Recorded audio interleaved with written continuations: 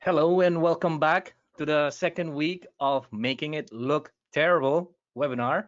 And my name is Max and I'm trainer for Maxon. And today I am accompanied by Dr. Sasi right next to me. And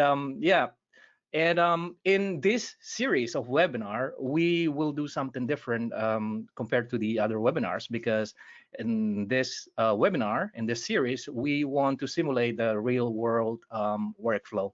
And we got a brief from our producer, which is Simon, and he wants the show to be really terrible without any further descriptions of how terrible he wanted.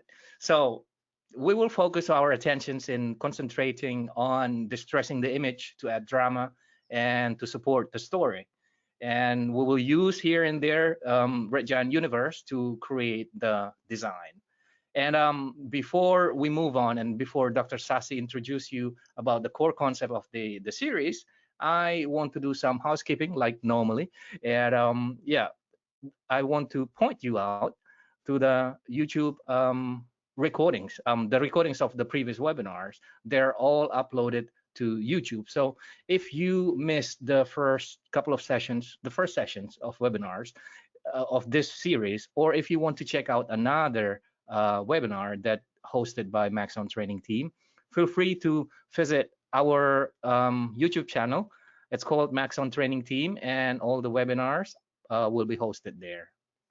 And not to forget that you can also get a free t-shirt today, and you can access that through the handout sections in this in the GoToWebinar.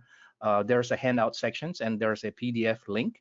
And once you open the PDF, there's a link that leads you to Maxon merch store using this password that you see on screen.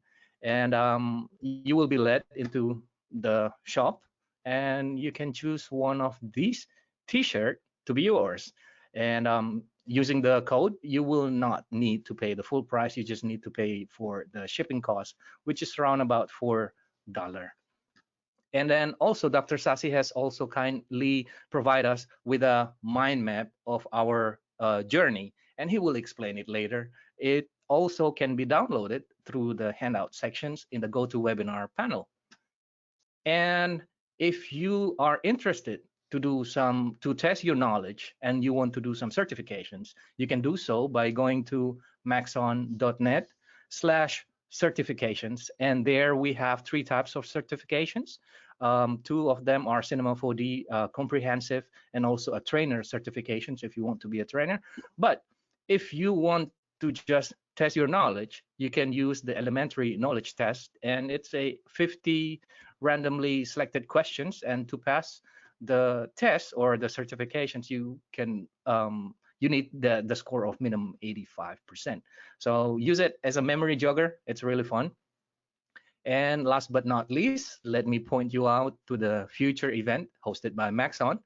If you're interested to attend a future event hosted by Maxon, you can check them out in maxon.net/events. And yeah, you will have a list of events coming up. And without further ado, let me pass on the microphone to Dr. Sasi, and he will explain the core concept of this webinar. Let me make you a presenter, Dr. Sasi. Hold on a second. You should be a presenter now, and you can share your screen. Can you see my screen? Yeah, yes. I guess so. Okay, this is pretty much all I want to tell today. And thanks, Max, for the introduction and all of that. I want to introduce you, of course. And if anyone has no idea who you are, please go to the color webinars from Red Giant. They are wonderful. They are for free. That's important, but they have a huge value. So if you want to know more about color, and I think it's a vital knowledge to have, please check this out. It's great. I have watched all of them, I promise. Thank you very much, Dr. Sasi. Thank you. I've made the timestamps, so I have proof of that. And what we want to do here is, of course, to not have that generalist workflow where you can go from A to Z in an instance on your own computer. we want to give a little bit more about the thinking, how the whole pipeline works finally. And the pipeline here is a very specific one, and all of that is just about make it look terrible with universe tools and plugins and so on. And whenever you read something here, for example, types, transitions, disturbance, and so on, it's all about the plugins. And also the post cinematography is about this.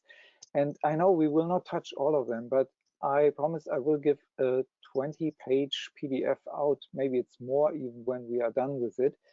And I hope I get more visual stuff in it. At the moment, it's only text, and I hesitate to give you just text because I think no one reads this. So I hope with a little bit more visual, it attracts more eyes than before. So what we have done so far is to create a little clip. And the idea was to go from cinema directly into the last session. That was the first one with Nick, where we put some effects on it and try to make it as terrible as possible. The big problem is we are all trying to make it wonderful. We all trying to make it beautiful, and to really mess something up is not really what we do well, to be honest. And so we tried our best to really mess it up or make it look terrible, as Simon likes to say. I tend more with the mess it up because that's more brutal and truth. But anyway, so we have our clips, we have a few ideas, and today we want to see how that all relates to color correction or color grading, which is different in my brain. In some countries, it's exactly the same. For me, the primary color correction is more the color correction, and the secondary is more color grading. But that's my take on it. I guess maybe Max will tell you something completely different. Sure, yeah. Yeah, and as we try to give you as much as possible input, we do not argue who's right. We let you decide, and wherever you live, there might be a preference by itself already.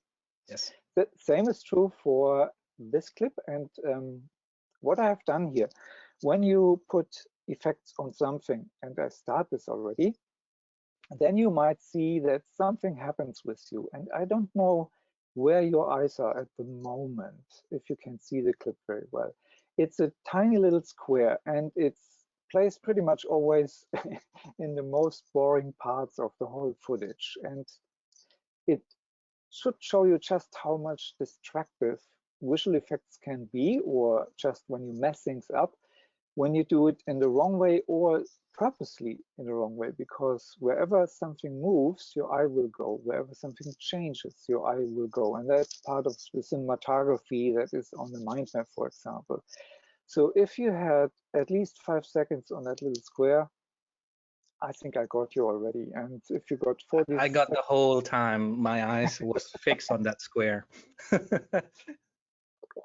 So the first thing has worked. Thank you very much, because that was, I want, yeah, as the saying is in movies, show, don't tell. And so I want to show you, and when you experience it on your own, you know already, oh, there's something I have to have my eye on. And in this case, don't have your eye on. So the next one is, and we had some discussions together, Max and I, and they were vivid, they were very alive. And there's one book that he suggested, and I had that since long on my list. When it gets purple, someone will die. And I said always, okay, yes, I have read color books and so on. But of course, I read those stuff when I get the suggestions. I liked it. And the next clip is pretty much about this, but I try to hide it a little bit. I don't want to tell you more, because then you have your eye on it. So let's have a look.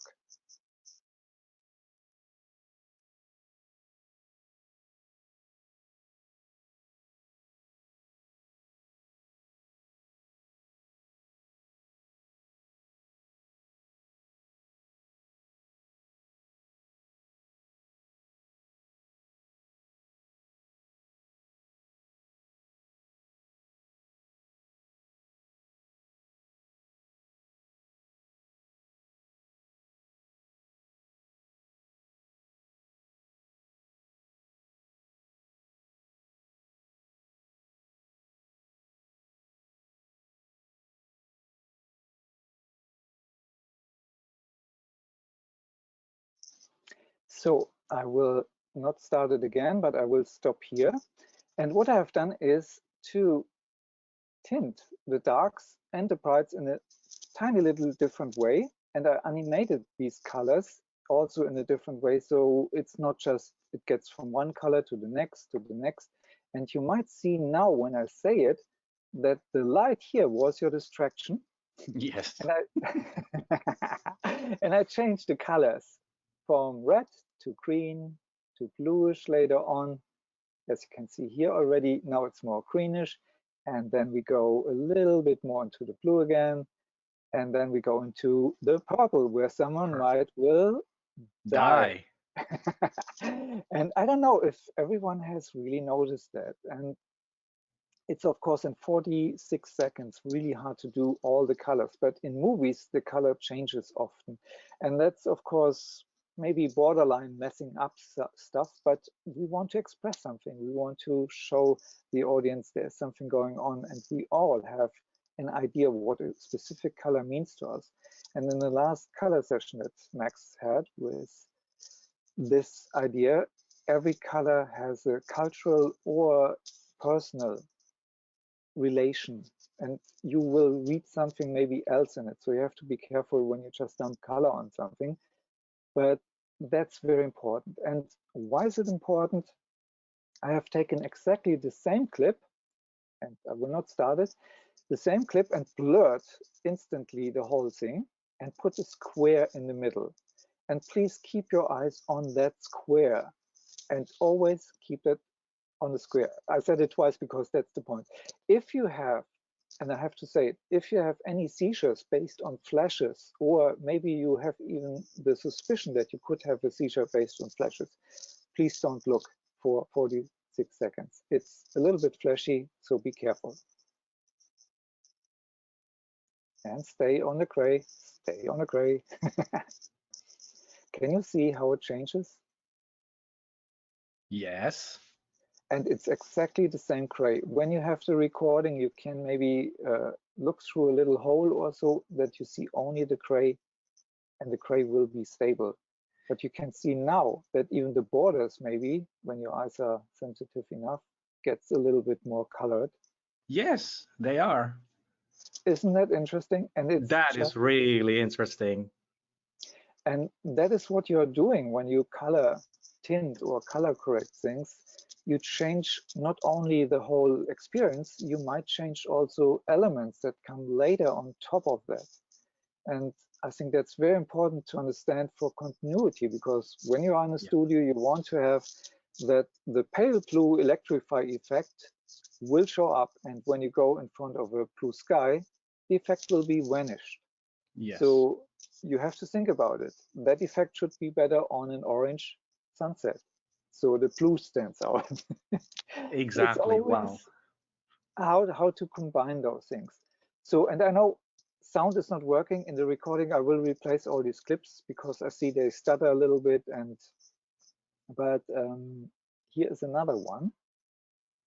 And whoops, I have to click on it so it works.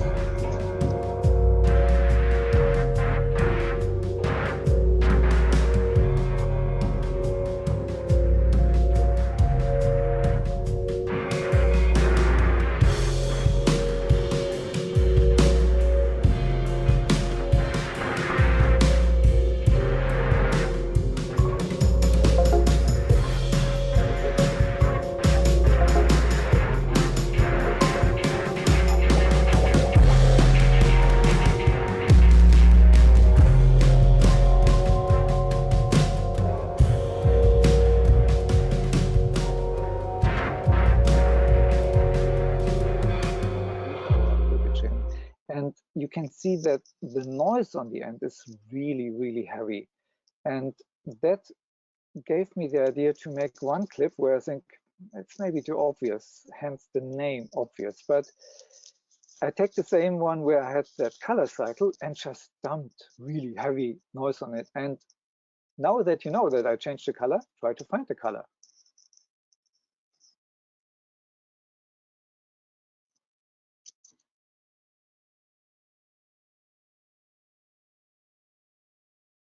I don't know if I can stop here already, because I think you get the point. It's nearly impossible to get an emotion from the original color that was underneath of all that noise.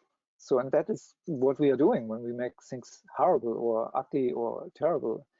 We put new information on it, and that fights, of course, the old information on it. And to get this back in balance, we might have to tint the noise even, or work with some other methods that we will discuss today.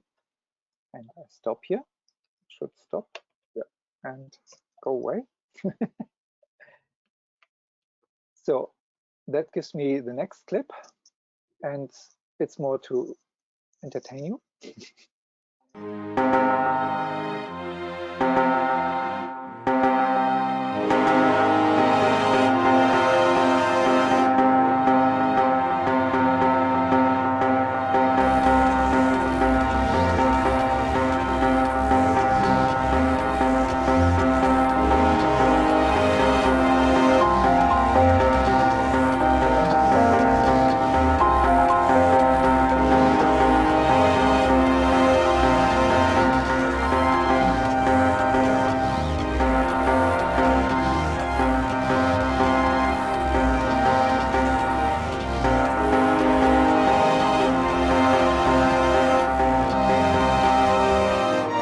Sometimes I really don't know where is the border between visual effects and mess it up to just get a texture on top of this, or where I give you something where I feel this brings you in a certain age, this brings you in a certain mood, and when you hear the music later on the records, it's obviously not possible with going to a meeting.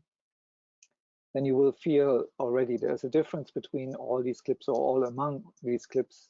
You will see that music is, of course, part of the synergy in the whole. Oh yeah, it's a big part. Yeah, and of sorry the story. that you miss it all at the moment, but I think the bandwidth and all of that will not work. So, and then my segue, but I'm not finished with my little presentation, but my segue to Max is, of course, one movie that has color as the central element, and I couldn't resist to just translate it. And maybe you figured it out.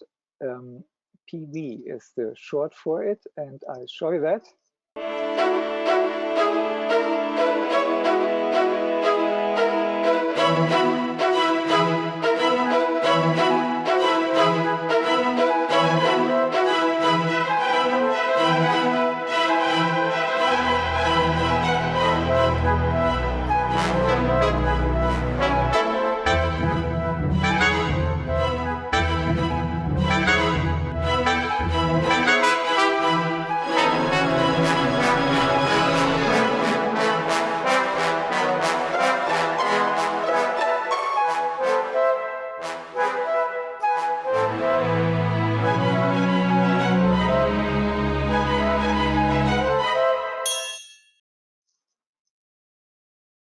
Is it Saving Private Ryan?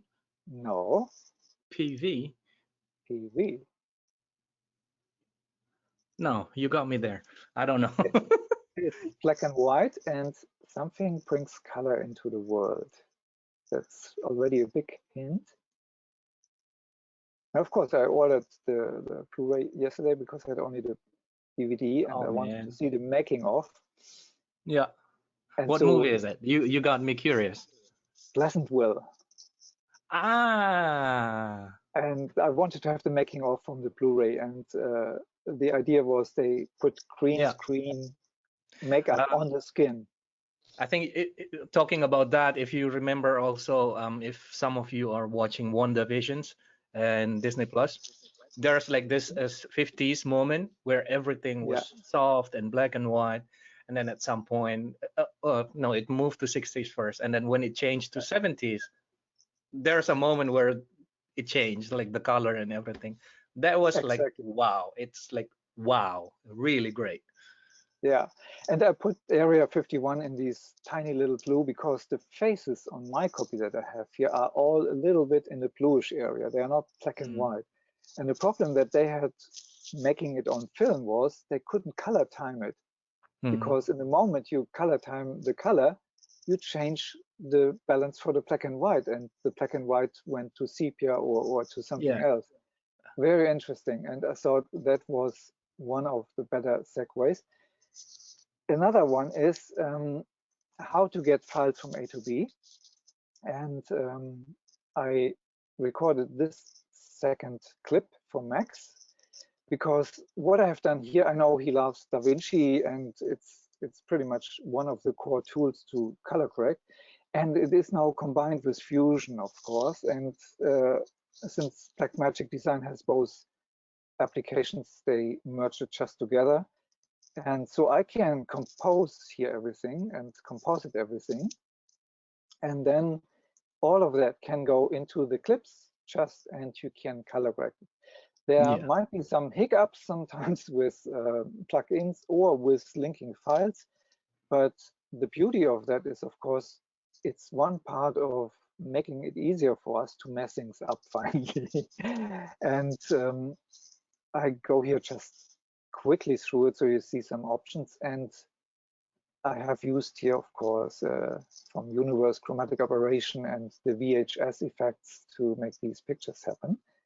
And that was just a little hint how we work. And then I come to my 3 slides here where I want to talk about.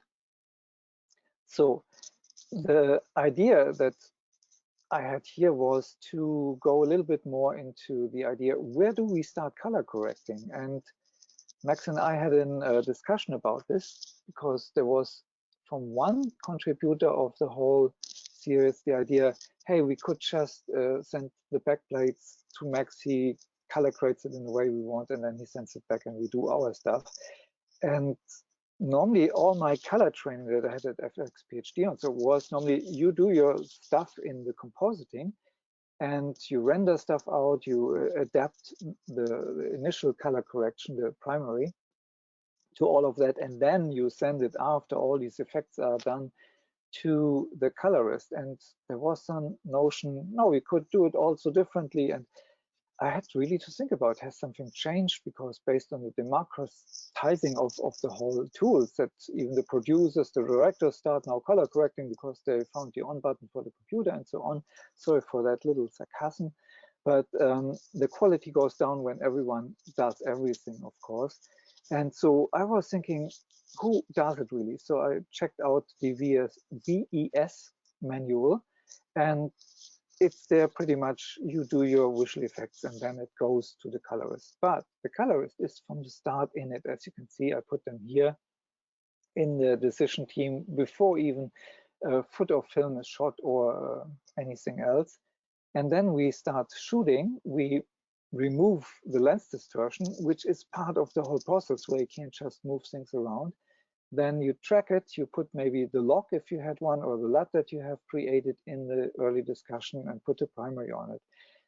The animation starts then in Cinema 4D, for example, rendering and lens distortion gets put on top of this, so it matches the original plate, perhaps multipass rendering, and then you compose it, including minor color matching, so the renderings fit really to the backplate. And then you can apply the effects. And there are, from my point of view, 2 different kinds of: localized, where you can even have it via mask on top of it, where you don't have to change anything from the backplate, or like this one here, where you really go into the whole resolution and change every pixel wildly. You can't change anything here anymore because the mask would have need to exchange, and it becomes a mess what we wanted to do. But it explains also sometimes you can't just take passes out and color correct them. Then there's another thought that we don't have in this pipeline here. When you have, for example, the back plates done in the green screen studio, you can't just color correct them and the green screen goes sepia. That would be a very bad idea, of course. So I have put no number here on the color correction or grading, because I think it should be a part of the whole process all along. So it consults, has an eye, is the quality management all the time. It shouldn't be an afterthought. Okay, then we dump it and he will find something out. I think color correction should be always parallel to every step, and at least consulting, if not actively doing things. That would be my part. That's a really nice way to put it, Dr. Sassi. If you could still open that graphic, I would like to add it a little bit. Yeah, please. I think if you attend one of the color grading webinar, we had a sessions about it, how the look was created, and when was it created? It was actually, apparently it was actually not an afterthought. It was created right with the director and the cinematographer during the pre-productions when we are doing the test shoot, for example. And normally on that stage, the director and the cinematographer will have, and also the colorist will have some of discussions, whether it is like the creative discussions and then also the technical discussions. The creative will be like what is the story and how do you want our the audience to feel watching the story. Of course, there's no one look that fits every story. The looks will be based on the scene, right? Depends on which scene, and then may have like slightly different looks than, but on top of that, we also have like this general overall underlying look that fuse the project to guarantee the unity. And then after that, together with the cinematographer, the colorist will work and getting the test footage, camera test footage from the cinematographer, and based on that footage, we will be normally working together to create the look and then save it in form of a lookup table, for example. And then after that, the lookup table will be used broadly, either if it's required for the VFX people, it will be also used in that process, but most likely it will be used during the how do you call it, the digital intermediate, where all the footage were already ready and you just need, it's already edited, it's already cut, and you need to do the color grade on top of that. But and then after that, it will be ported out back to sound design and everything. Yeah, something like exactly. And one very important part that we have when we use Universe plugins or anything from Red Giant that can react to the footage, like Electrify takes the original footage, puts it apart into gradients and applies the effect based on values inside of the plate. If we color correct this first, that value will change, of course. And when we have a proxy in it, a small resolution file that is not color graded, and we have set up our effects based on that, the color graded then replaced will change the effects later on. So there's quite something that we have to think about. And your input that you had in one show with Tony, and that was during the where you met at Canon. Yes. That was, of course, there was a color chart in it, a Macbeth chart, when you take the old term, and you try to have something in the scene where you say, okay, this is where we can agree on. And since we move more and more into HDR land, I have made, I think 10 years ago, a series about HDR, and the only fixed value that we really have is a mid gray value. There's no black value, there's no white value anymore. It's all out of the window. We have only 0.18, 18% or 50%. 18% gray. That's a magical number for all the movie related. Exactly. And exchange the cards for each project, because when you hold them in the sun, they get bleached out, and that's not really fun. Yes. Okay. So wow, thank you so much for walking it through, Dr. Sasi. You're so welcome. And the next one is, of course, layers of information, because, and that's my second from my three little paints, and then I give it over to you, Max. No problem. When we want to create our own visual language, we need to know where we want to apply that part of the language. It's like when we have words, we can use words where we know we have an agreement with someone. When I say, for example, the word tree, everyone in the audience will know, yeah, I know a tree, what the hell. But I have maybe a conifer in mind, or a palm tree, and you have maybe an oak in mind. And so the word tree means not a lot. It gives you a family of something, but it is not very specific. The same happens when you create a language in visual terms. Just to dump red over something will not help you when the audience thinks red is more for funerals, as Max pointed out in the last session of his color webinar. And so we have to be aware of what we are doing, and we have to be aware where we are doing it. And so I pulled some of my own clips from YouTube, and the layers of information for me is, of course, something that I have worked 30 years ago when I try to understand what but is. They are looking great, man. Thank you. And the idea that I got back then studying film was the layers of information is, for example, cinematography is including light, camera, and motion, then the acting language, editing, montage, Kuleshov, for example, and the rhythm of the editing, color grading and the concept of color, the score, costumes, set design and set dressing, context, which means cities and landscapes, the rhythm, visual effects, devices, very important. That's what very important. Why I have these boats here inside? Cars and computers, devices, when you think about science fiction. And so it's very important which devices they have and that they don't age very fast. And then in which medium you are, if you want to have it filmic or cinematic, which is for me a big difference as well. Cinematic means all the parts that you use to make the movie. Filmic is for me more a term where you go with it's digital, it's electric, that would be the old better cameras, so it's just analog in electric form, or digital where you have Digi Beta, for example, the first one, or Red or ARRI and so on. And filmic is for me everything that is the medium where we store it on, and that has some characteristics like noise or the emulsion related things that comes up like halation and or dehalation and so on, and scratches, of course. Then finally we have graphic and any design elements that we add maybe in a movie where we have a flashback scene where we have a really 2D animated part all of a sudden in it. And all these elements, and there are many more, can be affected by what you create as a language finally. So when you go only into the lighting area, only into the costumes, you might change the color of the costumes, or you give maybe on a t-shirt a noise and it is a transition effect. And every time someone gets hit with a news flash, his t-shirt starts to noise or so. I mean, I know it's a cheesy example, but this is pretty much how we have to think to create really a language that works.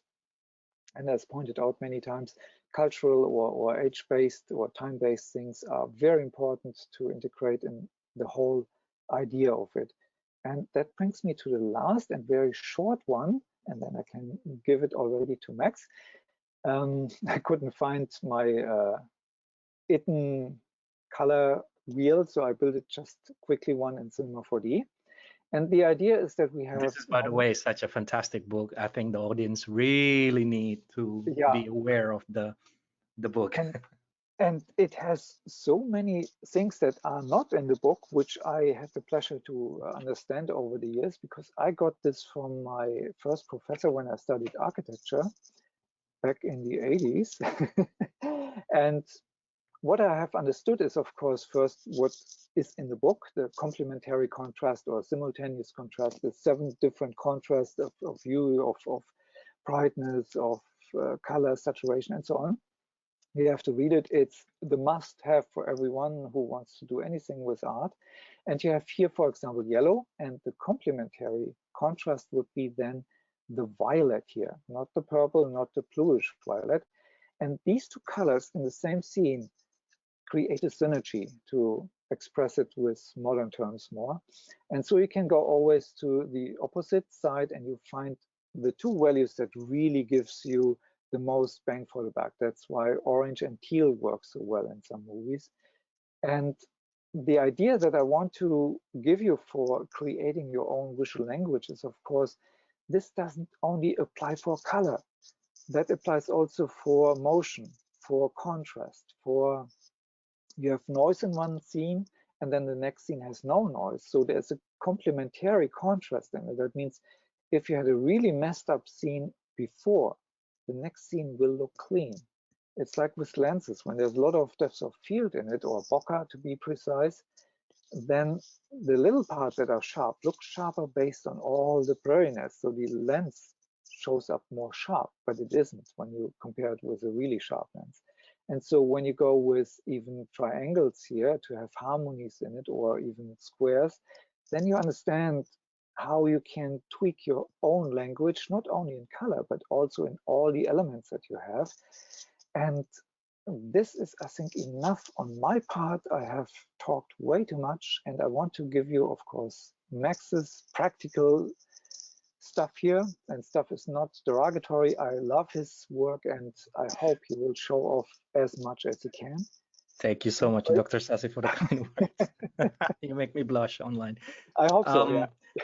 Yeah. By the way, for the audience, if you are wondering what's the name of the book, I think it's called The Art of Color by Johannes Itten, and it's a really recommended reading. So let me make myself presenter then. Thank you. And let me share my screen. I hope everybody can see my screen. Right. Okay. So before I start, I want to let you know the stuff that I received. So we all will see the iterations of the project, right? So where is it? Let me find it first. I'm sorry, guys. That's a real client session where you are going completely blank, and the client says, "Did I put my money on the right horse here?" Exactly. There you go. So let me play this. I hope you can watch that. So these are the clip that we agreed to work on. So all the VFX are already added. All the scratches, the grunge, the textures, and everything is already added into the clip. So actually, I really have a really easy life here, because it's already taken care of, and I just have like to worry about the things that I love the most, the color scheme and how to tweak the color. And thank you very much, Nick and Dr. Sassi, to work on this and preparing all the minute details on the clips. So let us enjoy the clip.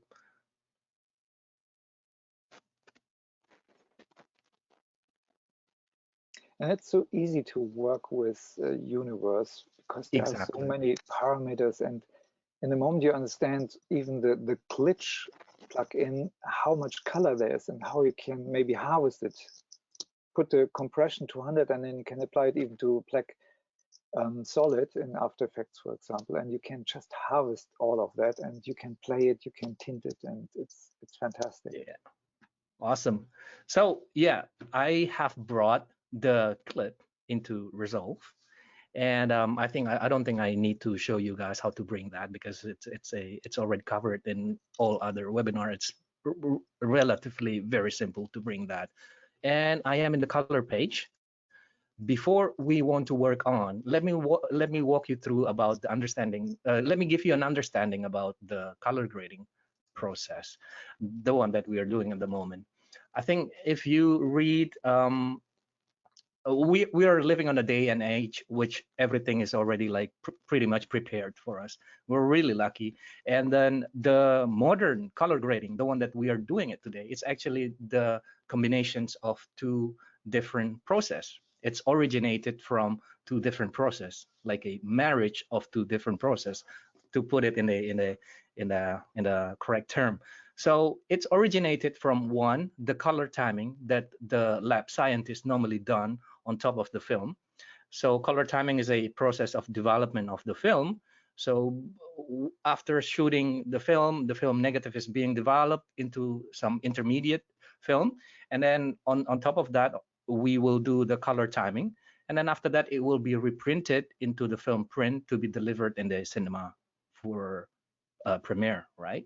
And then the second process is the digital color corrections. And this process are making its debut when the digital camera started to making its debut in the broadcast industry. It was back then when you are in the broadcast, you acquire footage from the shot and needs to be delivered, and you just need to tweak several part of the image that needs to be fixed. For example, some noise or some color that needs to be changed, and that is the color corrections. Both of them may look the same, but they are all actually pretty different. If you're aware about the terms of the scene referred and then the display referred workflow, both of them are representing the best example. The color timing, it was done with a real light, and it was done on a medium that holds the correct compositions of the light when it was recorded on the film. So by the nature of it, it is the scene referred imaging, right? And then the digital color corrections, we are working on a already encoded signal, which is already in the display color space, which is a Rec 709, the standard, right? And we're working with that material, and we are, by nature, the process is the display referred imaging or workflow, so to say. So that is just a quick backstory about it. And now we are into the color grading part of our image. I think if you want to understand more about color grading, there are three. Try it. This is the stuff that I learned a lot from Walter Volpato from his masterclass. If you guys really want to check him out, it's really worth it. Walter's a great teacher, and thank you for passing the informations. There are three things that you really need to be watching out when you are color grading, right? The culture aspect of it, the technical aspect of it, and then what was the third? I kind of forgot. And yeah, the technical aspect of it, is that we need to understand that the footage that we are working with is working in the two. We really need to be aware with the two type of technology: the capturing technology and then the display technology. So both of them having a good understanding of the display and then the capture technology will help you to have ownership of your look, to have a control of your look. And then the other side of that is that the observer, right? We are delivering a piece to an observer. And if we are making something that the observer cannot see, is that worth it? That is something that you really need to be aware of, right? So the technology, the observer, and then the culture. The culture, I think we already talked about it before, and we're living in a society which has culture, right? And movie itself, it has its own culture. And sometimes if you watch it carefully, if somebody want to portray Mexico, it will look certain way, and if somebody want to portray Russia, it will look certain way. And those are the things that you really need to be aware of. For example, if we are doing a skin tone, and the standard may differ. People in the Hollywood in California probably love the orange look of the skin, right? Because it's healthier. But if you do that in Asia, for example, the response from the audience will not be so great because it's not the preferred healthy skin tone standard by the culture. And yeah, watching those, yeah. How does it translate now into color? Because you have DaVinci open. Yeah, sorry, I was digressing. We're running out of time. Yeah, watching those three is always important, right? So here, I have a clip that I already brought in the color page, and when working with it, by default, when you see in DaVinci, when you are in color page, you have two modes in grading. You just have the clips and the timeline. And what I want to do is to prepare my environment where I want to have like the most comfort to work with. And by doing that, and to do so, I want to group my clip. by grouping my clip, that is right click and add into new group instead of current group. And here I will, okay, so I already add the groups. So the command is add into new group or add into current group. So I just categorize them into one group. And by putting them into one group, I have two more options to work with. The group pre-clip, which affect all the clips in the group before the clip level. And then you have the clip level itself, and then the group after the clip level, and then the timeline level itself. So now I have 4 modes that I can work with. And when seeing this, when we are seeing our project, we need to analyze what works and what not. And if we just drop the color palette, double L, too much. So if we just dropping the color palette, we are kind of presented what are the color in the scheme, right? What is the color scheme of the project. And if we watch carefully, it looks like it's more into like analogous, almost monochromatic directions. It may work, but what I want to point you out here is that by understanding several emotions of colors, you can really write this concept. So for example, I think in the last webinar we covered like what are the different meanings of colors, and that's also stated in the book called "If It's Purple, It's Gonna Die." And one color that I want to highlight in this sections is yellow. Why yellow? Because yellow can portray health, can portray happiness, but if you do it right, it can also portray sickness, danger, and everything. So let me reset this. And before we move on, I would like to show you some comparison. Do we have time for that, Dr. Sassi? Please go on. So for example, if we watch this, let me make a full screen. This is a scene from I think No Country for Old Men. You see like the yellow undertone in the movie, right? And it makes you feel a certain way. And then also, if you see this is a clip from District 9, and it also have like this yellow undertone, and it makes you feel a certain way. Even Joker, the big title, is on that yellow department. And City of God, and then also the movie that I think everyone should watch, Delicatessen. Yellow is a color that comes right into your face. Exactly. It's like, hey, notice me. Yeah. And the nature of yellow, if you combine it with black, it can read danger. Look at the color of wasp, for example, in nature. It's yellow and black, and that's the concept that I want to exploit today.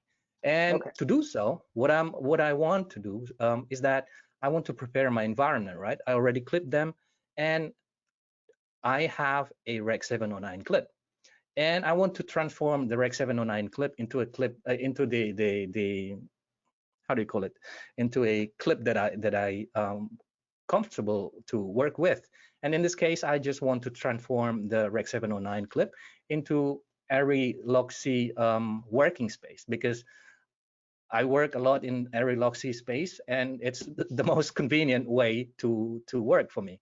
And to do so, I can just use the color space transform. Let me quickly set it up.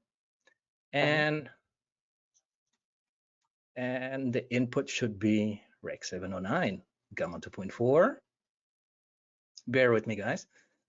Would you do this all with the client sitting on your side? I should have prepared, but I want to do it live.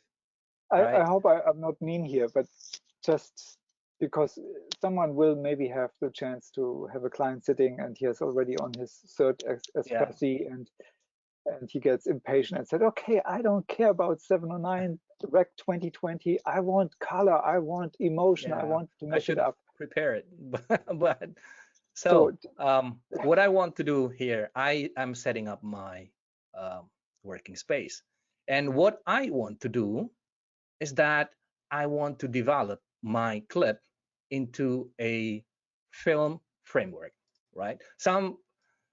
Um, some people may ask, hey, why are you using, why do you want to use film as your aesthetics? Because we are making it terrible. It's not making it beautiful. But coming back again, beautiful and terrible is on the eye of the beholder, right? And I want to put some filmic characteristic on this one, and I will use my normal LUT just to enhance the film characteristic in this one. And then now coming to the nice part, the fun part, we'll update all thumbnails and we'll create the color of finally we'll create the color. Sorry to push, And but you what know, I want time to is do money. here, time is money. What I want to do here, I want to desaturate the clip, all of the clip. And to do so, I can just go quickly to this RGB mixer and just quickly adjust my clip, right? And I was saying, it's like, hey, I want to add yellow, but why are you desaturating your clips? That's because I want to isolate some colors. I don't want them to have like overall all the colors appears in the screen. So I'm going to the hue and sat, and I'm just selecting red and yellow, and I will just desaturate the other thing, right? And I'll change my composite mode to soft light, something like that. And if I wish, I can just put them as a compound node. So we'll have control over the opacity as a group. So I guess we so have this is lost now 90% of our audience. Just okay. it's like in Photoshop, where you put several layers on top of it and have adjustment layers, put Yeah, different blend modes on top of each other. And this is what Max is doing here at the moment. For everyone who is not familiar with DaVinci, I try to translate it a little bit, and I hope you don't mind. perfect. Please do so. And what I'm doing is like I'm preparing the canvas, right? As you are like modeling, like sculpting, you don't do the eye detail right away, but you do like the rough model and then you tweak it. This is what I'm doing actually. And now I already have like the base, and I want to introduce yellow color tinge on top of that, right? So to do so, I can just increase the red output, the blue output in the red channel. I just use one, and then also increase the green output. So red plus green is yellow, right? And we are right in Mexico. and we are right in Mexico. But now I normalize it again by increasing the blue output. But then now I have the control of this. So I have this control, like a very teeny tiny control of what I want to show. So I successfully create the yellow undertone of that. Of course, there are more easy way, but it's just a matter of how you do it. How you can also increase it with a gain control, but then I want more refined control. That's why the choice was to use RGB mixer. Yeah, because when you do it directly very quickly, you have less chances for fine tuning, as you mentioned, and your preparation is a way to have the most options available later on. And then after that, okay. Yeah, that's correct. After that, what I want to show is that, like what Dr. Sasi has already pointed out, is that our eye adapt. We have this thing called the chromatic adaptations, right? So, for example, if you're sitting on the fireplace, roasting marshmallow, for example, if you see somebody wearing like white shirts, at some point, at first, it will look reddish, But if you spend more time on that locations, that shirt will start to look white, right?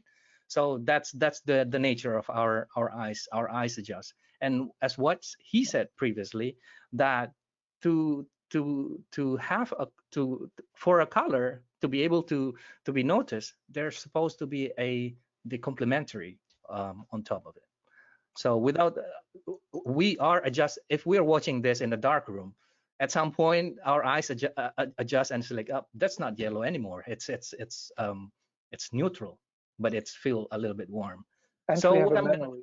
yeah, And we have a exactly. memory on colors. We know skin tones, we know how an apple looks like and a banana. And so even if we have a strong color correction, we will see in our brain the right color. That was in one of your shows as well. Yeah. So what I want to do is actually I will introduce cyan, and I can just use you can use any tool like what I already mentioned previously. Any tool will do it, but I will just use the default tools that I normally use. That is the printer light, and just by reducing the red a little bit in the offset, I got cyan introduced into the scene. Now I have the red, sorry, yellow is more noticeable because the cyan is present. Now, coming back to the theory of Johannes Itten, in one of the contrasts of color, the color contrast that he mentioned is that the contrast of saturations. The color scheme that I'm going is that the yellow and black. I want to showcase yellow and black, but there's also one thing that you need to know: the saturations of each, or the quality of each color. And sometimes when you have two colors with same saturations, that will give you like this uneasy feeling to your eyes because they are not, you know, They compete with each other, they and that's compete with each other. Thank you, Dr. Sase. So what I'm going to do here, I want to target my blacks and lift it up a little bit. So what I'm going to do is just create another node, and I will just use the HDR tool and just lift the black a little bit, and maybe open up the dark area. Let me see. Yes. And also probably the shadow. And one more thing that I can use probably is to reduce the contrast of overall image. Something like this. So this is before and this is after. Before and this is after. So that is what I'm gonna do. And one more thing that I could do is to play around with the overall sharpness of the clip, right? Because the client brief in this case was to make it look terrible, and I don't want to make it beautiful. When I hear the terrible word, what I associate with it is like, oh, it has to be like the video we type of a look. And what I'm gonna do is that I will just play around with the sharpness, and will just increase the sharpness and to make it more terrible. And to do so, I will just use the blur or sharpness tool. But before, I want to only sharpen the luminance, but not the color. And to do so, I will just convert my color space into YUV, deactivate channel 2 and channel 3, because at the moment this node is only Y UV. The Y channel is representing the luminance, and then the UV channel representing the color. So I am only operating in the Y channel at the moment. So I'll just play around with the blur. Especially when you have 4:2 footage where the colors are really spread over the picture and you sharpen it, it becomes really horrible. What we want to have here, but it's not a nice horrible. Thank you, Dr. Sassi. Yeah. Yeah. Thank you. Yeah, that's the thing. And we get a little bit over time. Oh, we got a little bit over time. So I will reduce more the contrast. I hope that's okay with everyone. And I'm pretty much done. And if there is like some, let me update my thumbnails and let us preview the clip, every single clip. Let's preview it and selected clips. So let me make full screen. So that is what I have before. Sorry. I'm not good under pressure, Dr. Sassi. Everyone who has presented at one point knows exactly that feeling. I have seen people with an Academy Award getting completely blank and. So this is before? Yeah. And this is after. I hope that reads terrible to everybody's. And if I want to make more terrible, but I don't actually, what I want to do is just go through the color scheme and implies yellow and black in the image, which is I already done. Yeah. I can also further use the universe plugin. And in this case, what I normally use to break down the image is the misfire, because there are plenty of damage that you can use. But hey, we already, Dr. Sassi and Nick already delivered the clip, and it's already have a lot of texture. Not overdoing it, probably a good idea in this case. And that brings up one point. And I have said it last time already, there's a difference between being forceful and being powerful. Forceful is the Hulk and powerful is the Superman. What we want to have is that we have the effect speaking to the audience with the least amount of stuff. So we have a lot of headroom, so we can expand, we can make it more worse or whatever. When we go from the start with the heaviest form, with the sledgehammer to the picture, we have no wiggle room to make it even more horrible, more extreme. So we should always fine tune where is exactly the breaking point, where is the audience understanding what is going on. So we can dial it back a little bit, but we can dial it up and so on. And so that's it, Dr. Sassi. This is what I prepared. This is what I made that I contribute to the clip. I hope that this is terrible enough for our producer. Yeah, do your worst next time, because the communication was on the end so screwed up with Simon and you when someone said, yes, that's really terrible. And I said, is it now terrible or is it terrible? I said, I will do my worst next time. I thought that was safe to say. And it's sometimes hard when you want to make something horrible, but it has an aesthetic in it. And that kind of aesthetic should be beautiful by itself, like Saving Private Ryan with 18 frames per second, to have it stuttery, even to support that idea to have here. And when I say it looks like Mexico, I mean the film Mexicali, not I have only positive vibes to Mexico, the country.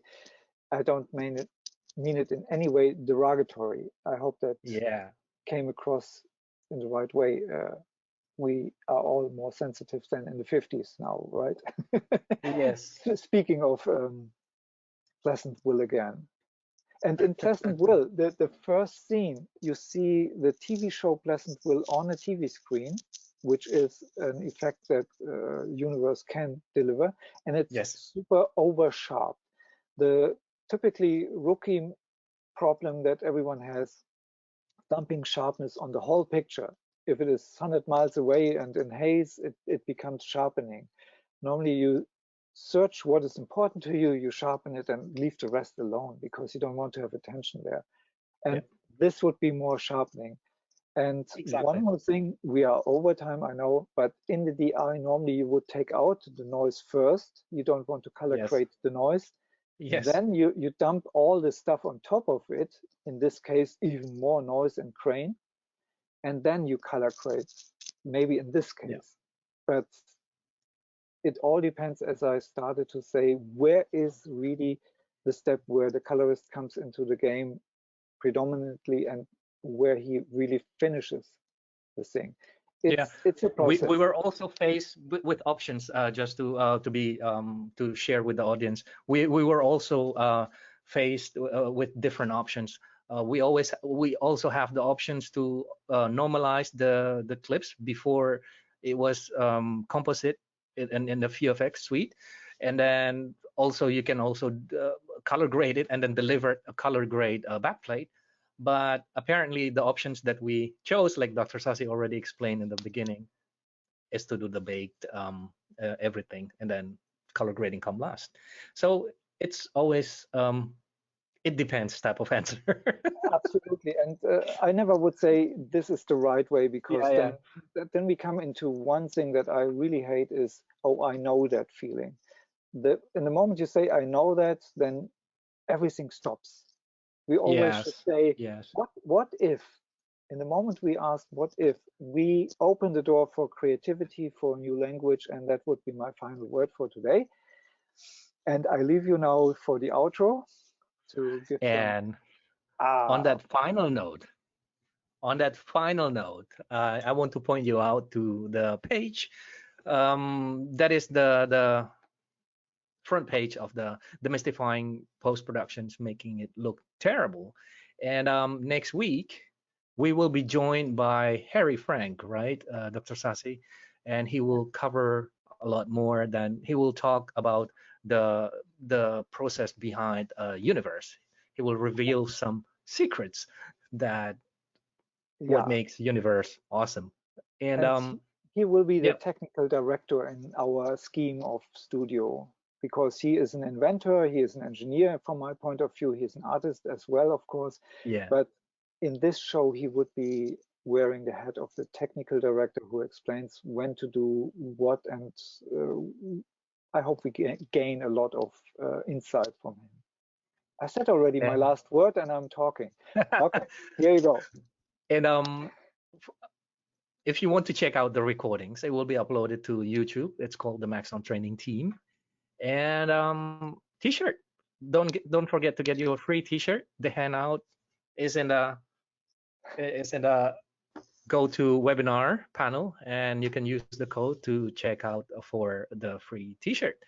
And don't forget to test your knowledge in the maxon.net/certifications, right? Check out the future events in maxon.net/events. And And the one motion more thing design that show, yeah, one please. thing that I forgot to mention is that one, we didn't manage to answer all the questions in the chat today.